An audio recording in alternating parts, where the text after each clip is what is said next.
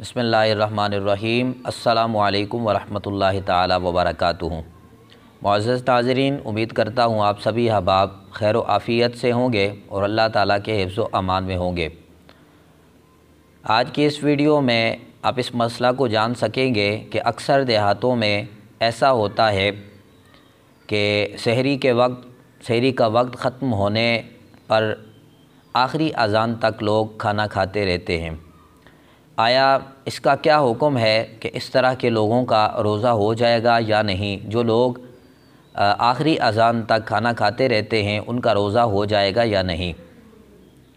लेकिन इससे पहले अगर आप हमारे चैनल पर नए हैं तो चैनल को सब्सक्राइब करें और साथ ही बेल आइकन के बटन को भी प्रेस करें। इसका फ़ायदा ये होगा कि आने वाली लेटेस्ट इस्लामिक वीडियोस और आपके मसाइल का हल आसानी के साथ आप तक पहुंच सकेगा। अगर आप कोई मसला पूछना चाहते हैं तो डिस्क्रिप्शन में कमेंट सेशन में आप बिल्कुल मसला पूछ सकते हैं। इंशाअल्लाह विद रेफरेंस आपको उसका जवाब दिया जाएगा। सूरत मसूला में तरीक़ाकार ये है कि अल्लाह रब्बुल इज़्ज़त ने जो रोज़े के अहकाम को बयान किया है, जो शरीयत मुहम्मदी सल्लल्लाहु अलैहि वसल्लम में जो बात मौजूद है, रोज़ा तुलुए फ़जर से लेकर गुरूब आफ्ताब तक अपने आप को खाने पीने और जमा से रोकने का नाम रोज़ा है। इस दौरान इंसान इन चीज़ों से रुकता है, लेकिन जहाँ तक इसकी फ़जीलत आती है तो वहाँ इसका तरीक़ाकार भी शरीयत मुहम्मदिया ने बताया है कि इसकी हद क्या है, कहाँ से कहाँ तक रोज़ा होता है।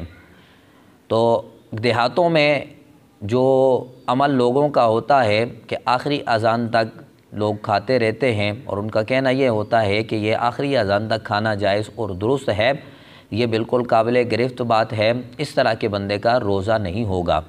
उसकी वजह यह है कि अक्सर औक़ात ऐसा होता है और अमूमन ये बात होती है कि अज़ान वक्त दाखिल होने के बाद दी जाती है।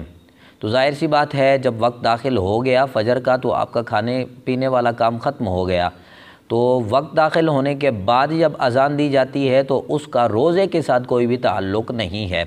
और बहुत सारी जगहों पे ऐसा होता है कि रोज़ा बंद करते वक्त सायरन बजाया जाता है और उसके काफ़ी वक्त बाद अज़ान दी जाती है। अगर अज़ान को ही देखा जाए तो इस सूरत में अज़ान वक्त दाखिल होने के बाद दी जाती है। और जो लोग आखिरी अज़ान तक खाते रहते हैं उनका रोज़ा अज़्र शरअ दुरुस्त नहीं होगा, उनका रोज़ा नहीं होगा। इस बात से एहतियात करनी चाहिए और उम्मत मुसलमान को इस बात से बचना चाहिए।